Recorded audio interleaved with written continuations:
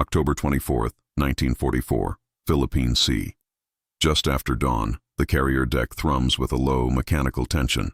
Engines roar like caged animals, trembling against the hold of the flight crew. Hot Pacific air mixes with sweat and fuel.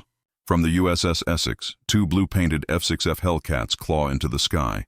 One of them carries Commander David McCampbell. Above them, beyond the thin layer of rising clouds, a wave is coming. More than 60 Japanese aircraft, dive bombers, torpedo planes, fighters. A massive aerial strike bearing down on the American fleet, but McCampbell doesn't hesitate. He knows his odds. He's only got one wingman. He knows they're outnumbered. And he knows his Hellcats' fuel tanks are half empty. Still, he flips the safety off. Altitude bleeds fast as he rolls inverted, straight into a blind dive through cloud, fog and light, toward a sky crowded with enemies. By the time the guns fall silent, less than 90 seconds later, 10 enemy fighters will be falling to the sea, and the most legendary dogfight in U.S. naval aviation history will have just begun. By the autumn of 1944, the Pacific War had entered a phase of decisive momentum. For nearly 3 years, American forces had island-hopped their way across the vast ocean expanse, clawing back territory in brutal battles, from Guadalcanal to Saipan. The Japanese Empire, once dominant across Southeast Asia and the Pacific, was being steadily pushed back toward its home islands. Yet, for all its losses, Tokyo had not given up. At the center of Japan's hope was the Philippines, a sprawling archipelago of more than 7,000 islands. It was not only a crucial logistical lifeline to the resources of Southeast Asia, oil, rubber, and minerals, it was also a symbolic stronghold of Japanese dominance. If the Allies reclaimed it, they would sever Japan's southern reach permanently. And so, in October 1944, when American troops landed on Leyte, Japan activated its largest, and last, major naval offensive of the war. The operation was codenamed Shogo 1. It was a complex, high-risk plan designed to trap and destroy the U.S. invasion force. 3 separate Japanese naval groups would converge on Leyte Gulf from the north, west, and south, drawing away and ambushing the powerful U.S. 3rd and 7th Fleets. But the plan was born of desperation. Japan's once proud carrier fleet was a hollow shell of what it had been at Midway. Many of its best pilots were dead.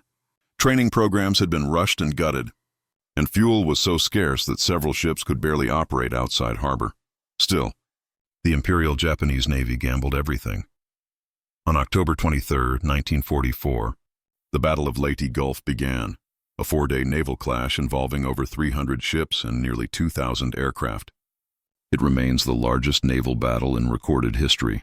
American aircraft carriers, floating cities of steel, surged forward under Admiral William Bull, Halsey's 3rd Fleet. Their decks swarmed with dozens of F-6F Hellcats, SB-2C Helldivers, and TBF Avengers.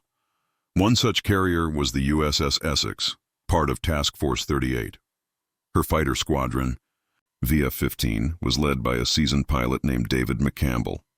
On October 24th, Halsey's fleet was steaming northeast of Leyte in the Sibuyan Sea. Japanese aircraft were launching aggressive strikes to cripple the U.S. invasion fleet and force the Americans to pull their carriers away from the landings. It was that morning, just after 6 a.m., that radar screens aboard the Essex and other ships picked up a large enemy formation, over 60 aircraft inbound from the North dive bombers. Torpedo bombers, fighter escorts, a full-scale Japanese airstrike, meant to punch through and shatter the American flat tops. American fighter groups scrambled. Among the first to launch was McCampbell, joined only by his wingman, Ensign Roy Rushing, 2 men against dozens. But McCampbell didn't wait for reinforcements. Time was critical. The Japanese planes were closing fast and the fleet was exposed. He gave a simple order to Rushing, "Let's go get them." Moments later, McCampbell dropped his nose, dove into cloud, and vanished into the storm.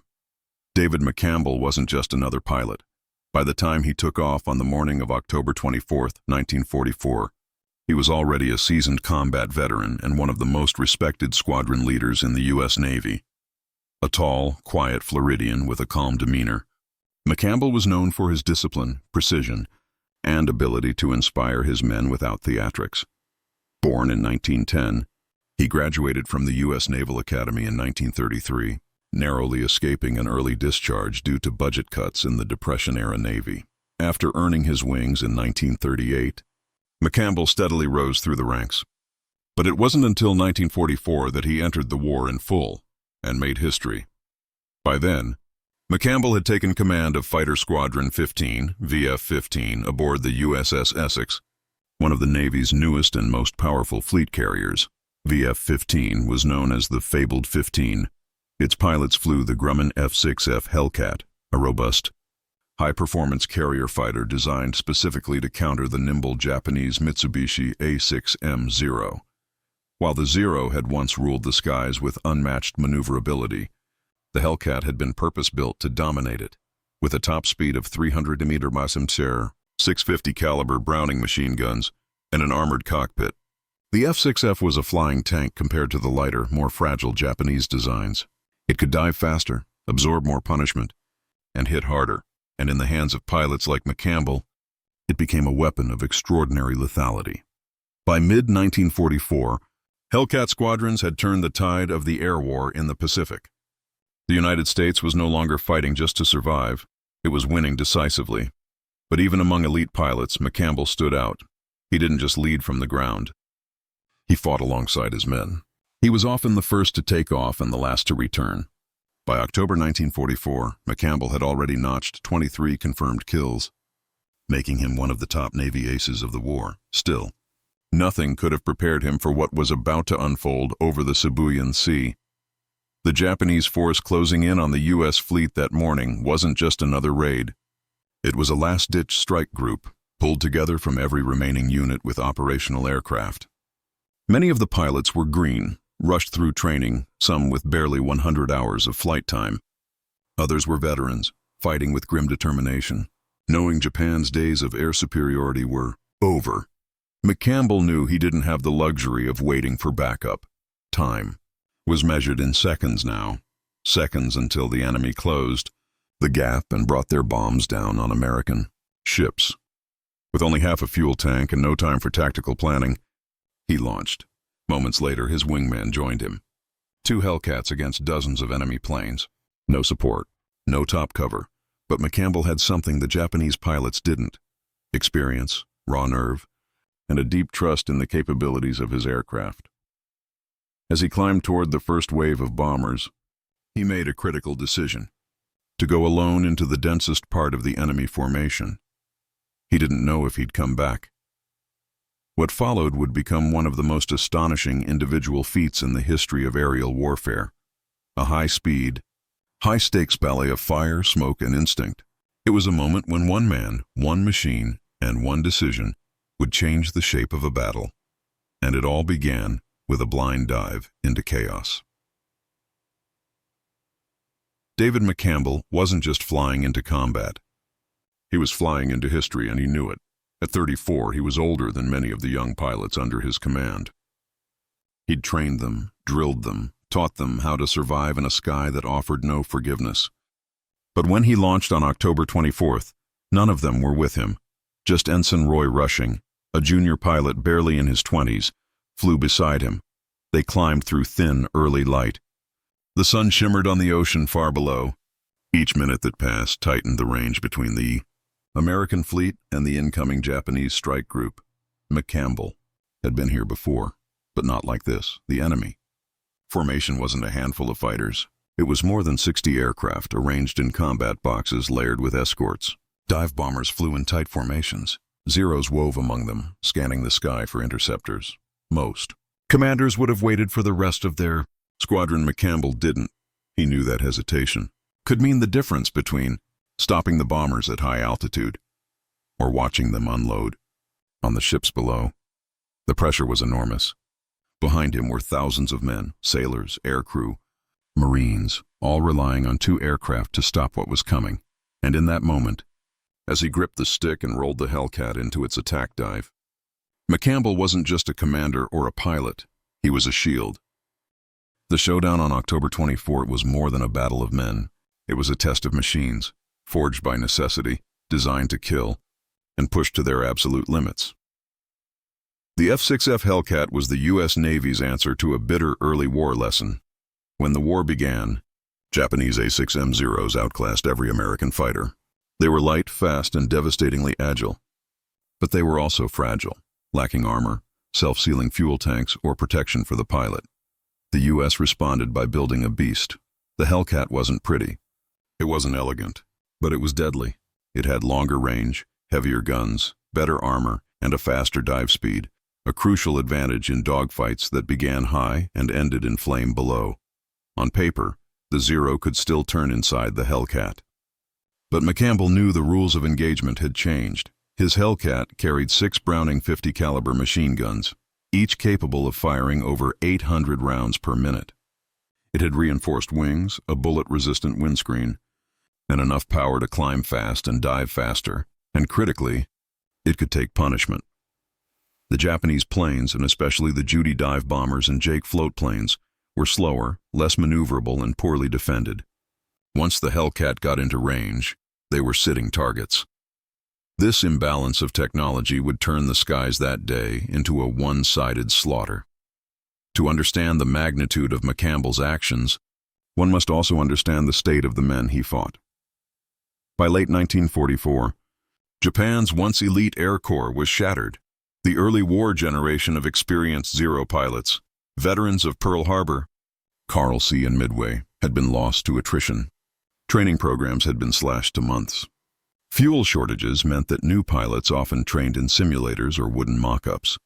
Those who launched that morning were a mix of green recruits and exhausted survivors. Many had never seen an American fighter in combat. They were tasked with the impossible: break through a web of radar, fighter patrols, and anti-aircraft fire to strike U.S. carriers head-on. Some were flying older aircraft long since obsolete. Others had been hastily reassigned from mainland airfields. Morale was low and the sense of impending doom was high. Still, they flew, because Japan had no more options. This wasn't just another mission. It was a last stand. And as they crossed the horizon that morning, they never saw McCampbell coming. David McCampbell wasn't just another pilot in the sky that morning. He was the air group commander, the top aviator aboard the USS Essex, responsible for coordinating every strike, patrol, and interception mission launched from the carrier. In naval aviation terms, this made him the CAG, Commander Air Group, a role combining technical mastery, tactical authority, and emotional leadership. Most CAGs led from the ready room, briefing missions and overseeing pilots from the safety of the carrier deck. McCampbell chose the opposite. He believed the best way to lead was to fly, by launching with only a wingman into a force 10 times larger.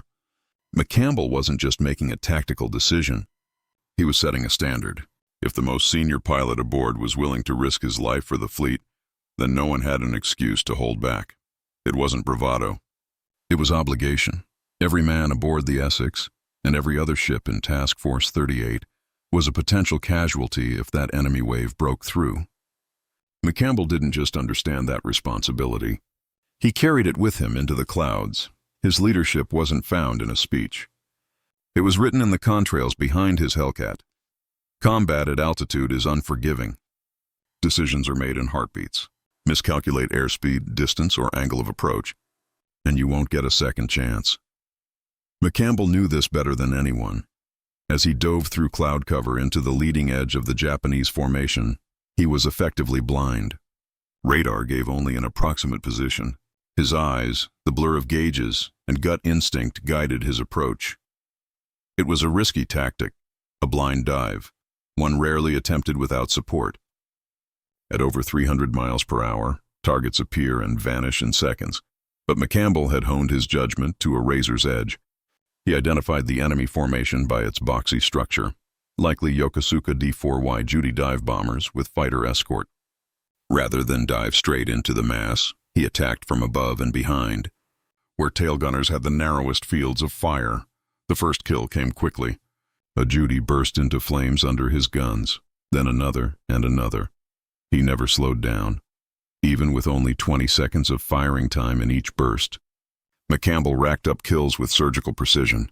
His wingman later described the sight as unreal, one Hellcat darting among dozens of Japanese aircraft, peeling them away like fruit from a tree.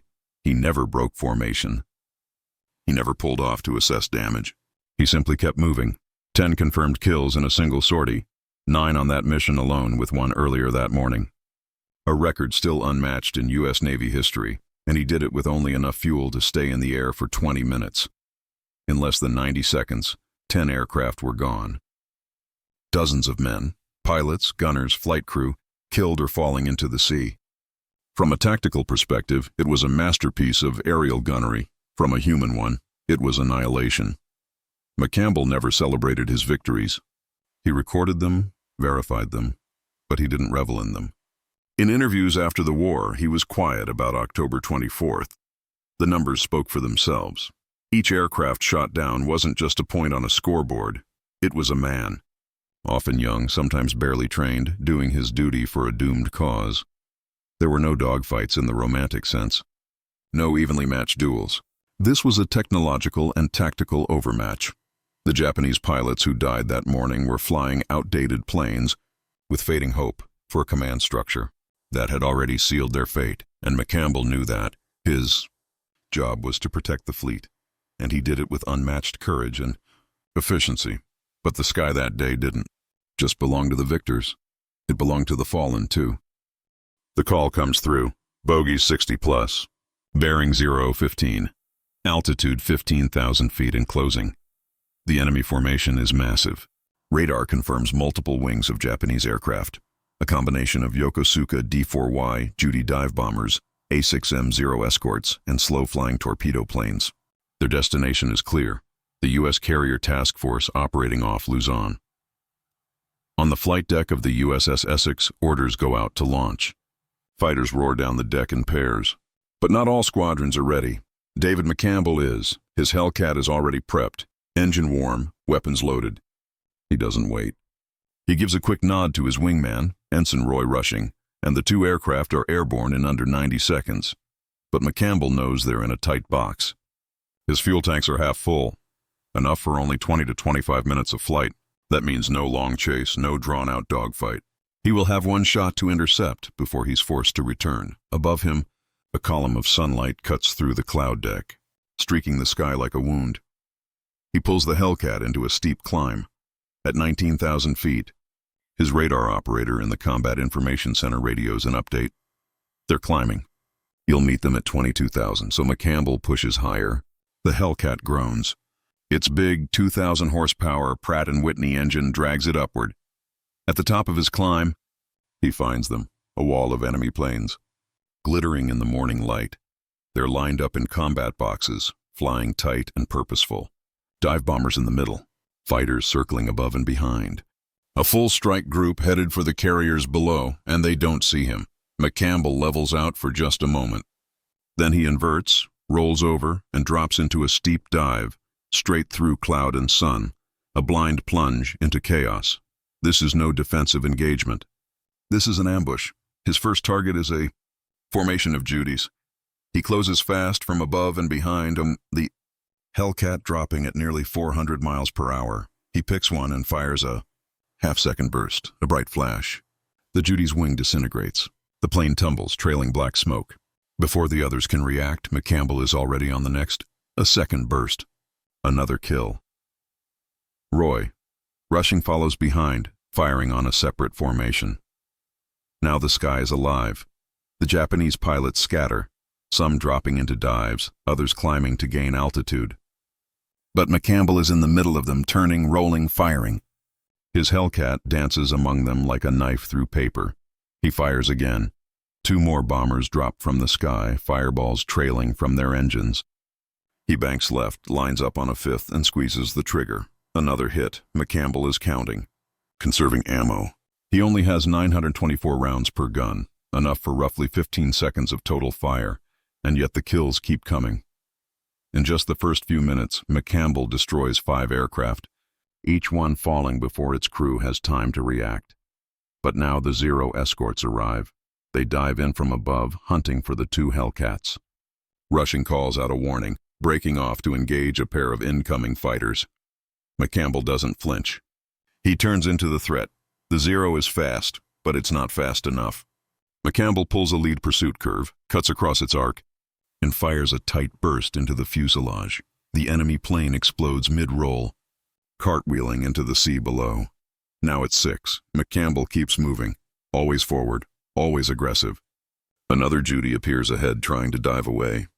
He chases, closes the gap, and fires again. The wings shear off. 7. Rushing is now low on ammo and fuel. He calls for a return vector. McCampbell doesn't answer.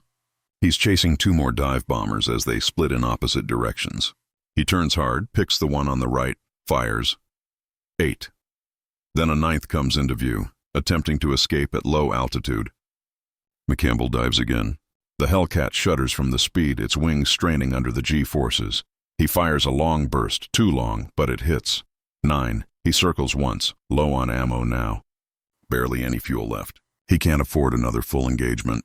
He banks west, checking his 6. The sky is clear. Below, wreckage burns on the ocean surface. Parachutes drift in the air, trailing smoke and flame. McCampbell doesn't smile. He doesn't cheer. He simply turns his plane toward the carrier and throttles back. His job isn't done yet. The air is thinner now. The smoke from falling aircraft still hangs in drifting spirals. Below, the sea churns with the wreckage of what was once the heart of a Japanese strike force.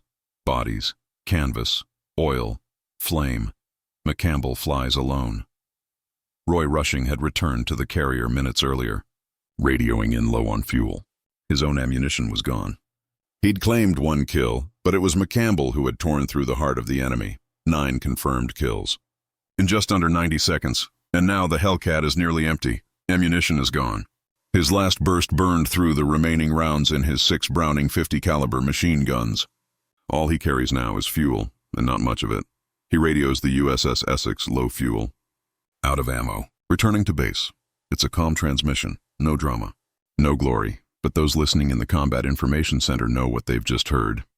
The carrier clears a landing lane. Flight deck crews brace for a dead-stick recovery. A landing with no fuel margin, no second chance. If he misses the wire, he'll go overboard. McCampbell reduces throttle. He's almost running on fumes now. Behind him, the sun continues to rise. The Japanese formation, what's left of it, is broken, scattered. Some planes never made it back. Others returned to their airstrips riddled with holes. Pilots wounded or unconscious. The attack on Task Force 38 is officially repelled. It had been a high-risk gamble by the Imperial Japanese Navy. Their strike force, launched from airfields on Luzon and surrounding islands, was meant to cripple the American carrier group supporting the invasion of Leyte. Instead, they lost over 60 aircraft in a single morning. Nearly half were downed by McCampbell and a handful of other American pilots, and none more than him. As he approaches the Essex, McCampbell slows to landing speed. His Hellcat shudders slightly, wind drag, thinning fuel, and engine fatigue catching up. He lowers his landing gear. The tail hook drops. One chance. Flight deck crews are silent. Then, with a single bounce and the metallic screech of tail hook on a resting cable, he lands. The Hellcat rolls to a stop. The propeller slows. Then it coughs once out and dies, not a drop of fuel left. Deck crew rushes out. McCampbell climbs from the cockpit, unstraps, and steps down onto the deck as if from a commuter flight. He offers a small nod. Then he walks back to the ready room. No fanfare. No ceremony. But everyone knows what they've just witnessed. Later that day, after refueling, McCampbell would fly again, launching another mission in the afternoon to escort bombers and provide fleet air cover. On that second sortie, he would shoot down another enemy fighter. That brought his day's total to 9 confirmed aerial kills, making October 24, 1944, the single most successful day of combat for any pilot in U.S. Navy history. In total, McCampbell would finish the war with 34 confirmed aerial victories, all against Japanese aircraft. It made him the Navy's highest-scoring ace of World War II and among the most decorated aviators in American military history. But none of that was written yet when he stepped off his Hellcat that morning. They knew all that mattered was that when the fleet needed protection, he answered. Not with tactics from a boardroom, not from the safety of a radio room, but from the cockpit, alone in the sky, where men become legends. In the minutes after McCampbell landed, The flight deck of the USS Essex returned to its normal rhythm, engines spooling, propellers roaring, aircraft being refueled and rearmed. But beneath the routine was something else. Recognition. Everyone aboard knew the scope of what had just happened. 9 enemy aircraft, destroyed in less than 2 minutes by a single pilot. A record not only for the U.S. Navy, but for the history of carrier warfare. McCampbell's return with 0 ammunition and dry tanks only amplified the gravity of it. His actions were not isolated heroics. They were decisive. The Japanese airstrike he intercepted was part of a broader effort to neutralize American carriers supporting the invasion of Leyte, the critical first step in liberating the Philippines. Had McCampbell and other defending pilots failed, Japanese dive bombers and torpedo planes could have torn through the fleet. Carrier decks were vulnerable. Fuel and munitions made them floating powder kegs. The U.S. had learned that the hard way at Pearl Harbor, Coral Sea, and Midway, but on October 24, 1944, not a single major U.S. carrier was struck during that wave of attacks. The fighter screen, led by men like McCampbell, had held the line. Meanwhile, the Battle of Leyte Gulf raged across hundreds of miles of ocean. It was a complex, sprawling engagement fought between October 23 and 26, involving more than 200,000 personnel and over 300 ships.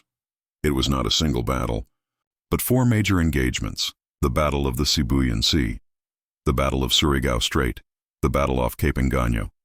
The battle off Samar each had its own desperate heroism, surprises, and tragedy. But the results were clear. The Imperial Japanese Navy lost 4 aircraft carriers, 3 battleships, 10 cruisers, and over a dozen destroyers. More than 10,000 Japanese sailors and aviators died. Air losses numbered in the hundreds. It was, undeniably, Japan's last stand at sea. They would never again mount a serious carrier-based threat.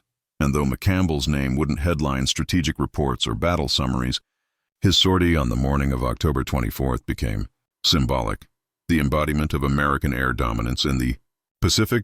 A single man in a single aircraft had dismantled nearly 1/5 of an entire enemy strike formation, and he did it not with luck or superior numbers or surprise alone, but with discipline, training, and absolute mastery of both machine and moment. In the ready room of the Essex, reports began circulating. Radio logs were cross-checked. Gun camera footage was reviewed. Witness accounts from escort pilots and radar operators confirmed what seemed impossible. McCampbell's kill count was not only real, it was precisely measured. Soon, word spread beyond the ship, and in Tokyo, the loss of dozens of aircraft from a single attack wave, many of them without inflicting a single hit, fed into the growing panic among Japan's military leadership. The reality was setting in. The U.S. Navy no longer feared Japanese aircraft. The Japanese feared the sky. In the days following the Battle of Leyte Gulf, the Pacific was quiet, unnervingly so. Waves still rolled across the Sibuyan Sea, but the roar of engines and the rattle of machine guns had faded. Smoke from sunken ships lingered on the horizon like distant brush fire, but the battle was over. For the Imperial Japanese Navy, it was more than a defeat. It was the end of its relevance.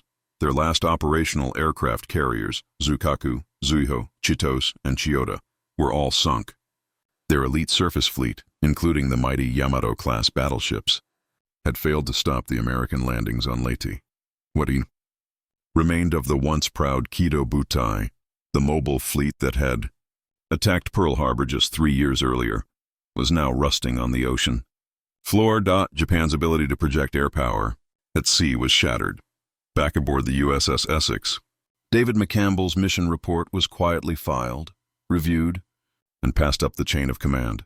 There was no parade, no headline.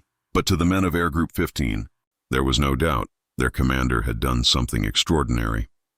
In the official action report, McCampbell was credited with Berbera-confirmed aerial kills on October 241 additional kill later that same day during an afternoon sortie.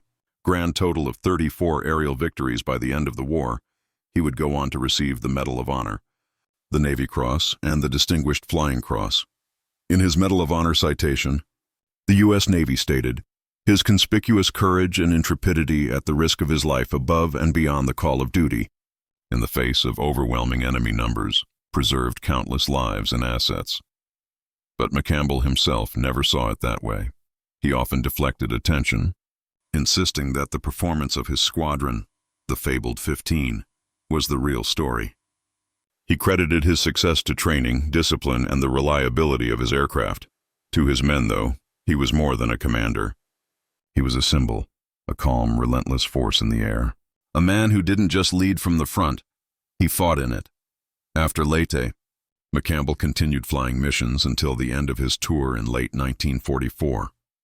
He returned to the United States, promoted and honored, but still the same quiet professional he had been before the war. The legacy of that October morning would follow him forever.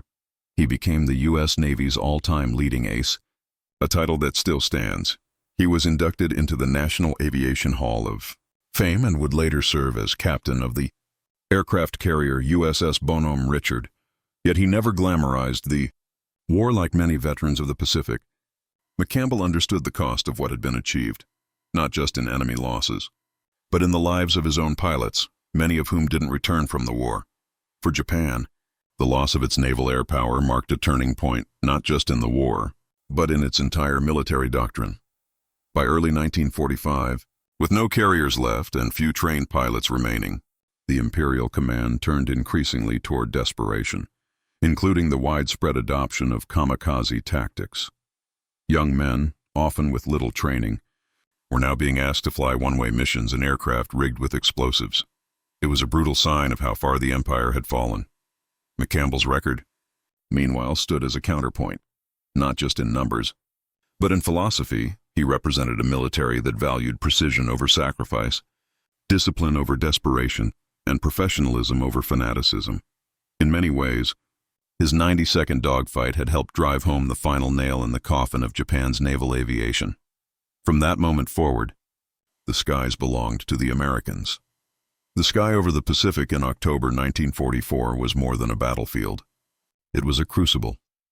In less than 2 minutes, a single man changed the course of a fight, and symbolically, the course of a war. David McCampbell's blind dive was not merely an act of exceptional marksmanship or daring. It was a testament to the intersection of skill, technology, and resolve. In the roar of the Hellcat's engine, we hear the echoes of countless lives, the pilots who fought with courage, the crews who risked everything aboard fragile floating fortresses, and the enemies who faced impossible odds. That brief, furious engagement encapsulates the brutal reality of aerial warfare in World War II, a violent ballet where seconds meant survival, and where each victory carried the weight of loss. McCampbell's feat is remembered not just for the numbers, but for what it reveals about humanity's capacity in extremis, to face overwhelming danger with clarity, to wield machines of war with grace, and to accept the cost without fanfare. It reminds us that history is often shaped not by grand plans alone, but by split-second decisions made in the skies over vast oceans, by men who became legends not because they sought glory, but because they answered the call when it mattered most. In that moment, the Pacific airspace shifted irrevocably. The tide had turned, one blind dive, 10 fighters lost, and a future secured by courage under fire.